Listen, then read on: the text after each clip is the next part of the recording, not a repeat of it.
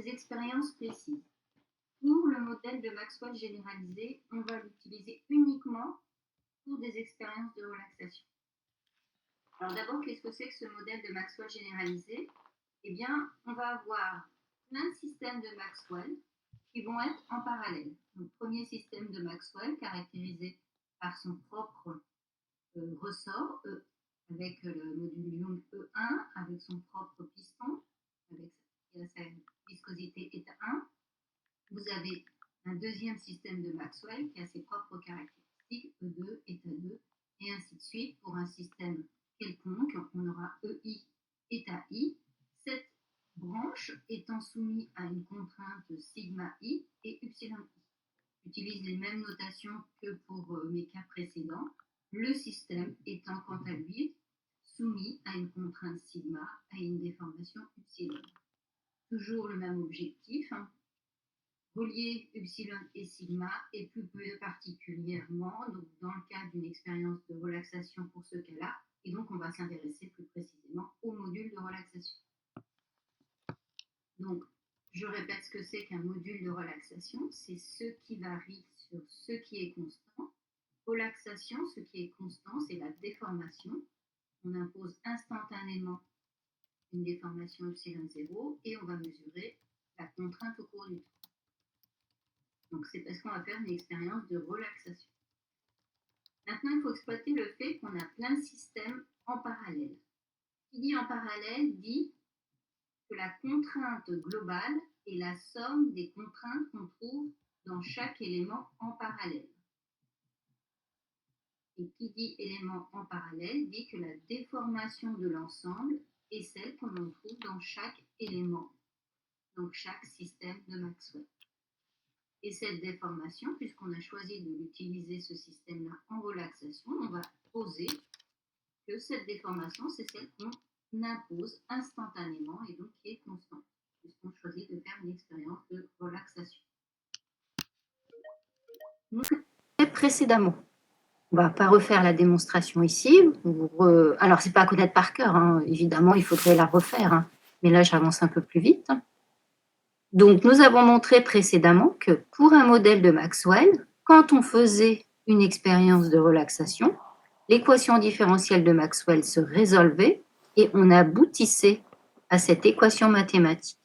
Ici, j'ai mis des indices I parce que c'est pour un système de Maxwell I, pour une branche I quelconque, c'est-à-dire I égale 1, I égale 2, I égale 3, I quelconque. Donc, j'ai repris notre équation mathématique précédente, démontrée en résolvant l'équation de Maxwell dans le cadre d'une expérience de relaxation, et j'ai mis indice I à tous les termes. Donc, contrainte dans le sigma I, contrainte dans un système de Maxwell quelconque, I est égal à la contrainte qu'il y a dans cette branche à t égale 0, sigma 0 I, exponentielle moins t sur tau I. Tau I étant le rapport de la viscosité du piston divisé par le module Young du ressort. Là, j'ai fait que de poser des choses de façon systématique. Maintenant, on réfléchit un petit peu à ce qu'on a écrit précédemment. On a dit que les éléments étaient en parallèle. Sigma est égal à somme sur I des sigma I de t. Et sigma I de t, on a une expression ici en violette, qui est égale à sigma 0 I exponentielle de moins t sur tau I. Donc, dans cette somme, j'ai remplacé sigma I par cette expression violette. Donc, ça me fait ça.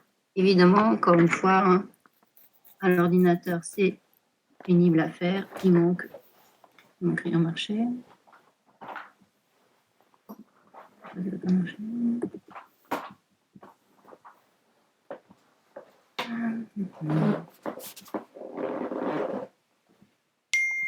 La tablette ne marche pas.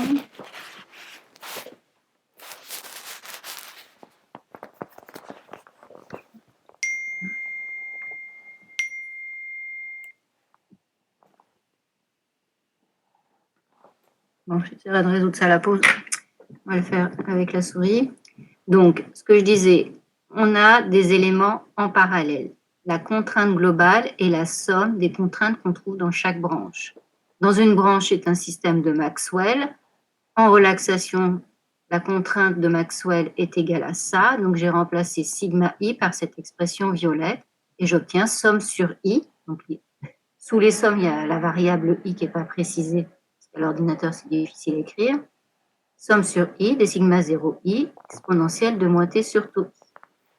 Comme je disais, on est en relaxation. Ce qui nous intéresse en relaxation, c'est le module de relaxation. Ce que c'est ce qui varie sur ce qui est constant. Donc, sigma de t divisé par epsilon 0. Et donc, je reprends l'expression de sigma dt qui est juste au-dessus et je la divise par epsilon 0.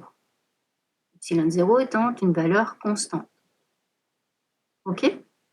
Toutefois, on a montré, on a expliqué que quand on était en parallèle, la déformation du système global, c'est la déformation qu'on trouvait dans chaque branche.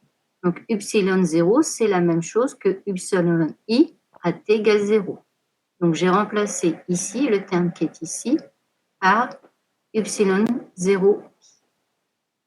OK? Nous avons montré, revoir, on l'a fait 2 fois, que ce rapport sigma 0i divisé par epsilon 0i pour un système de Maxwell revenait à dire que c'était le module Young du ressort. Donc cette expression somme sur i des sigma 0i divisé par epsilon i est, fois exponentielle de moins t sur tau i est égale à somme sur i, il manque toujours la variable i sous la somme, exponentielle de i, E de i, module Young du ressort, exponentielle moins t sur tau i, et j'ai rappelé ce qu'était tau i, la constante de relaxation, la viscosité du piston, divisé par le module Young du ressort. Voilà. Est-ce qu'il y a des questions là-dessus?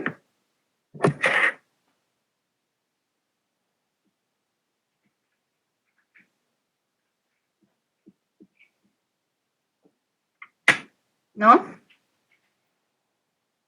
Bon, alors, on continue. Donc, on fait la même chose. On va généraliser un système de Kelvin-Volt. Alors, comment ça se présente? Pardon, je reviens sur le slide. Qu'est-ce qu'il faut savoir?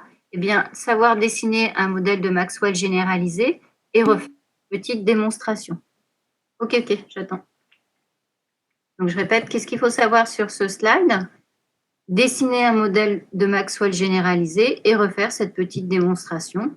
Encore une fois, il n'y a rien à apprendre, hein, c'est toujours la même méthodologie qu'on applique.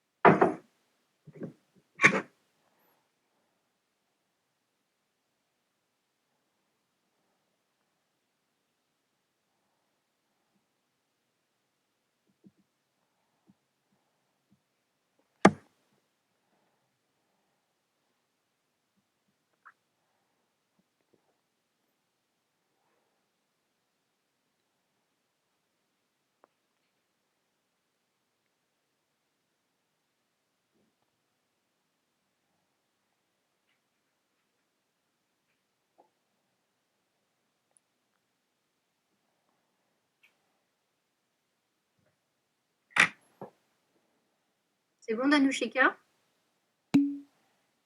Ok. Je vais arrêter le partage, je vais redémarrer ma tablette, parce que je voudrais m'en servir quand même. Vous m'attendez une minute. Touc, touc.